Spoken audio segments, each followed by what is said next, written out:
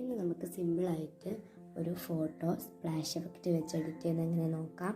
അപ്പം ഫസ്റ്റ് തന്നെ Canva app open ആക്കിയിട്ട് പ്ലസ് ഐക്കണിൽ പോയിട്ട് നമുക്ക് വേണ്ട ഡോക്യുമെൻറ്റ് സെർച്ച് ചെയ്ത് കൊടുക്കുക.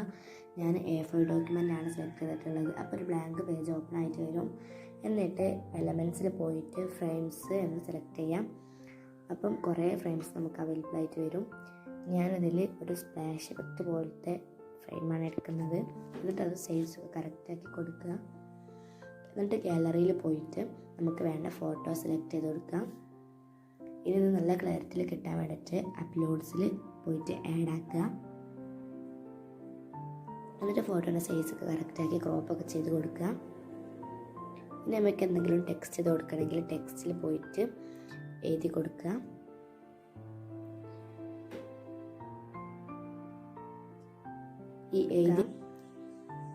ഇതിൽ കുറേ ഫോണ്ട് അവൈലബിൾ ആണ്. അപ്പം ഞാൻ ഒരു ഫോണ്ട് സെലക്ട് ചെയ്യുന്നുണ്ട്. പിന്നെ ഇതിൻ്റെ കളറൊക്കെ ചേഞ്ച് ചെയ്യാനായിട്ട് കളർ എന്നുള്ള ഓപ്ഷൻ സെലക്ട് ചെയ്യുമ്പോൾ കുറേ കളേഴ്സ് അവൈലബിൾ ആവും. ഞാനിത് ബ്ലാക്ക് കളറാക്കി കൊടുക്കുന്നുണ്ട്. കുറേ ഫോണ്ട് അവൈലബിൾ ആണ്. നമുക്ക് വേണ്ട സ്റ്റിക്കേഴ്സൊക്കെ ആഡ് ചെയ്ത് കൊടുക്കാം.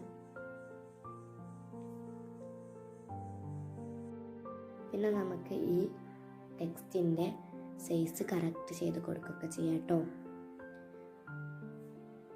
ഇനി നമുക്ക് ഈ ഒരു ഫ്രെയിമിൻ്റെ കളർ ചേഞ്ച് ചെയ്യണമെങ്കിൽ അതിലൊന്ന് ക്ലിക്ക് ചെയ്യാം.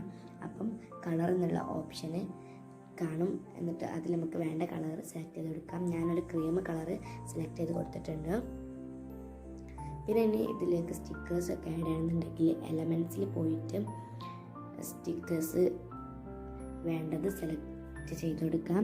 ഇതിൽ നമുക്ക് വേണ്ടത് സെർച്ച് ചെയ്ത് കൊടുക്കാം കേട്ടോ. ഞാൻ ഫ്ലവർ എന്ന് സെർച്ച് ചെയ്ത് കൊടുത്തിട്ടുണ്ട്. അപ്പം ഞാൻ ഈ ഒരു ഫ്ലവർ സെലക്ട് ചെയ്തിട്ടുണ്ട്.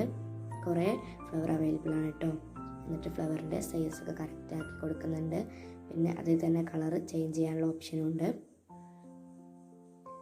ഇനി ഇത് ഡൗൺലോഡ് ആക്കാൻ വേണ്ടിയിട്ട് മുകളിലുള്ള ആ ഒരു ആരോ ക്ലിക്ക് ചെയ്തിട്ട് ഡൗൺലോഡിൽ PDF പ്രിൻ്റ് എന്ന് സെലക്ട് ചെയ്ത് കൊടുക്കുക. എന്നിട്ട് ഡൗൺലോഡ് ചെയ്യാം കേട്ടോ. നമുക്കിത് ഷെയർ ചെയ്ത് കൊടുക്കാം. അപ്പോൾ ഇത് PDF ആയി കിട്ടും. സിമ്പിളായിട്ട് നമുക്ക് സ്പ്ലാഷ് എഫക്റ്റ് വെച്ചിട്ട് ഫോട്ടോ എഡിറ്റ് ചെയ്യാം. അപ്പം ഇത്രയാണ് ഇന്നത്തെ വീഡിയോ.